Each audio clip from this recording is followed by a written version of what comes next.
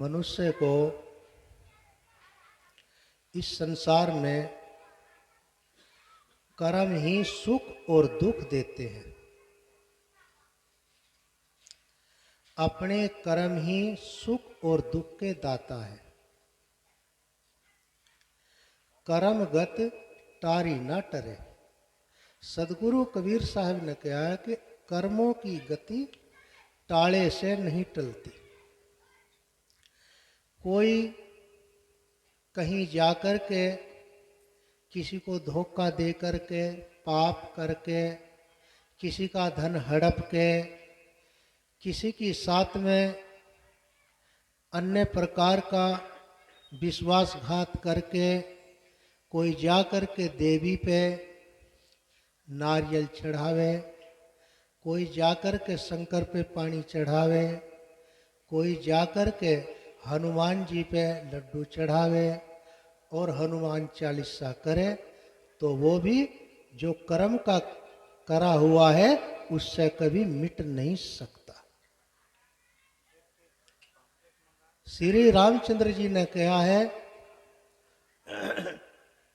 न काहुई कोई सुख दुख दाता, निज कृत कर्म भोग सुख भराता। हे भाई, इस संसार में कोई भी परमात्मा, ईश्वर, खुदा, देवी देवता दुख और सुख का दाता नहीं है। हमें अपने कर्मों का ही सुख और दुख मिलता है। अगर हमने शुभ कर्म किए हैं तो हमें सुख मिलेगा। सुख का मतलब ये भी नहीं है कि जैसे कोई खाने के लिए सेब मिल जा या अमरूद मिल जा या अनार मिल जा या बच्चे को जैसा खिलौना दे दिया उससे सुख, खुश होकर सुख मिल जा। सुख का मतलब है निर्भयता, प्रसन्न रहना, अंदर से प्रसन्न रहना और भय रहित रहना, यही सुख है मनुष्य के लिए। इसमें हम दूसरे को किसी भी प्रकार की दुख पीड़ा न पहुंचावें। हम किसी प्रकार का भी विश्वासघात न करें। हम किसी से झूठ बोल करके, छल और कपट करके न संपत्ति दौड़े और न हम सम्मान और प्रतिष्ठा कमाने की चेष्टा रखते। यह है धर्म का काम। इस बात को ये कहने लगे कि ये तो काम साधु का है, लेकिन ये काम साधु का नहीं है, हर नर नारी का काम है। जिसे सुख चाहिए उसे सबको लिए ये नियम है। सब घट मेरे साइया, सोनी सेज न कोय, बलिहारी वा घट की, जा घट परगट होए। सब शरीरों के अंदर में परमात्मा विराजमान है। कोई भी सेज खाली नहीं है। सबके अंदर परमात्मा राम विराजमान है। राम की सत्ता से ही हम देखते हैं, राम की सत्ता से ही हम सुनते हैं, राम की सत्ता से ही हम डोलते हैं, चालते हैं, खाते हैं, बोलते हैं। यही राम गाय के अंदर है और यही मनुष्य के अंदर है। जितने भी शरीरधारी हैं, चींटी से लेके हाथी तक, सब सेजों के अंदर, मतलब सब शरीरों के अंदर वही भगवान विराजमान है, वही राम विराजमान है। और आप थोड़ा सा विचार कर लें कि जैसे गाय ले लें, गाय आंख से देखती है और हम भी आंख से ही देखते हैं। गाय कान से सुनती है, हम भी कान से ही सुनते हैं। गाय मुंह से खाती है तो हम भी मुंह से ही खाते हैं। सिर्फ अंतर ये है कि वह बोल नहीं सकती लेकिन समझती सब कुछ है। डंडा उसकी तरफ कर दोगे तो भय करती है, उसे पता है कि मार देगा। और प्यार से हाथ करके उसकी तरफ को पुचकारे तो उसे समझती है कि मेरा प्यार करता है। बुद्धि उसके पास में है लेकिन बोल नहीं सकती है। तो मैं ये कहना चाहूंगा कि जितने कर्म इंद्रियों से मनुष्य के अंदर है उतने ही कर्म पशु के अंदर है। भोजन छादन मैथुन निद्रा मोहसट कर्मा। भूख लगना, नींद आना, प्यास लगनी, मोह करना, मैथुन क्रिया करना और सर्दी में कहीं छावे में बैठना और गर्मी में खुले में रहना, ये जो कर्म है ये मनुष्य के भी है और ये पशु के अंदर भी है। इन कर्मों को अगर मनुष्य सुधारे, अपने सर्वप्रथम बोली को सुधारना चाहिए, वचन को सुधारना चाहिए, वचन से परिवार में मधुर बोलना चाहिए, संगत में कहीं भी जावे मधुर बोलना चाहिए, शुद्ध आहार करना चाहिए, कोई भी तामसी आहार नहीं करना चाहिए, सत्संगी भाइयों को तो करना ही नहीं चाहिए।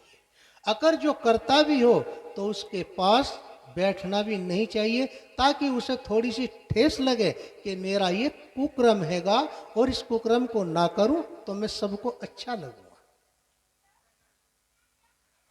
तो मैं कह रहा था कि मनुष्य को अपने कर्मों का सुधार करना चाहिए, भोजन का सुधार करना चाहिए, छादन का सुधार करना चाहिए और कर्मों का सुधार करना चाहिए, मैथुन का सुधार करना चाहिए। इन 6 कर्मों को सुधारने वाला ही मनुष्य कहलाता है। अगर जो जैसे पशु खाता है, पशु सोता है, पशु मोह करता है और पशु मैथुन क्रिया करता है, बच्चों का मोह करता है और वही 6 कर्म मनुष्य के अंदर है, तो मनुष्य होते हुए भी संत महापुरुष कहते हैं कि हम मनुष्य नहीं। हमें अष्ट महासद्गुणों को धारण करना चाहिए, जो महापुरुष बताते हैं। अष्ट महासद्गुण कौन से हैं? दया, क्षमा, शील, संतोष। दया, क्षमा, शील, संतोष, धैर्य, विवेक, वैराग्य, गुरु भक्ति। ये महापुरुष अष्ट महासद्गुण कहते हैं। जिनके अंदर दया होगी उसका कोई बैरी नहीं होगा, और जो क्षमावान मनुष्य होगा, जो क्षमा करता होगा, तो उसके साथ में सबकी मित्रता होगी। क्षमा बड़न को चाहिए, छोटन को उत्पात, विष्णु का क्या बिगड़ गया, जो भृगु ऋषि मारे लात। तो क्षमा बड़ों के पास होती है, आपस में क्षमा करना चाहिए। और सत्य जो है न, जो तीनों काल में नाश ना हो। तीनों काल में नाश किसका नहीं होता? ये आत्मा जो शरीर के अंदर प्रवेश है, ये जागृत में भी और सुपुन में भी और सुषुप्ति में भी विराजमान रहती है।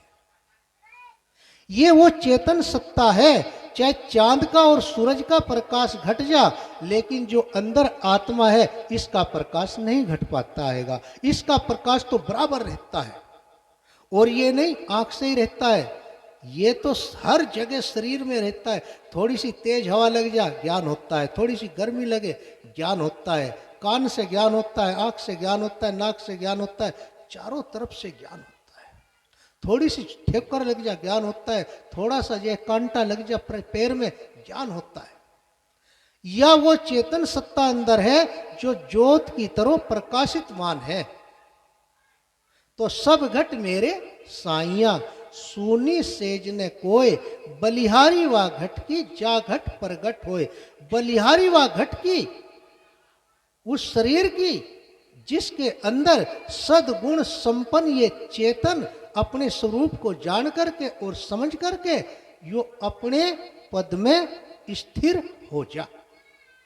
अपने को समझ ले, अपने को जान ले, कुक्रम छोड़ करके और सद्गुणों को ग्रहण करके सदा शांति का सागर में यो सदा सदा स्नान करता रहे, उसी का नाम हैगा, उसी का नाम है साधक। उसी का नाम है अपने स्वरूप में विराजमान हो गया, अपने स्वरूप में लौट आया। लेकिन इसका करत करत अभ्यास के जड़मत होत सुजान, रसरी आवत जाते सिल पर परत रिसान। एकदम नहीं होगा, अभ्यास करते करते अध्यास बनेगा। और इसी तरीके से संतों के सानिध्य में बैठ के ध्यान साधना करके ग्रंथों का अध्ययन करके और बैठ करके अपने मन को एकदम स्थिर करके और ये समझना चाहिए कि मैं वास्तव में ही इस शरीर से अलग हूं।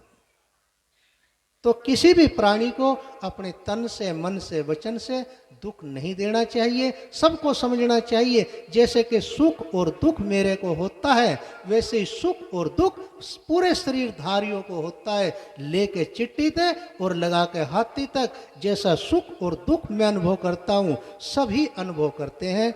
तो क्या है, सब घट मेरे साइया से सूनी सेज न कोय, बलिहारी वा घट की जा घट पर घट होए।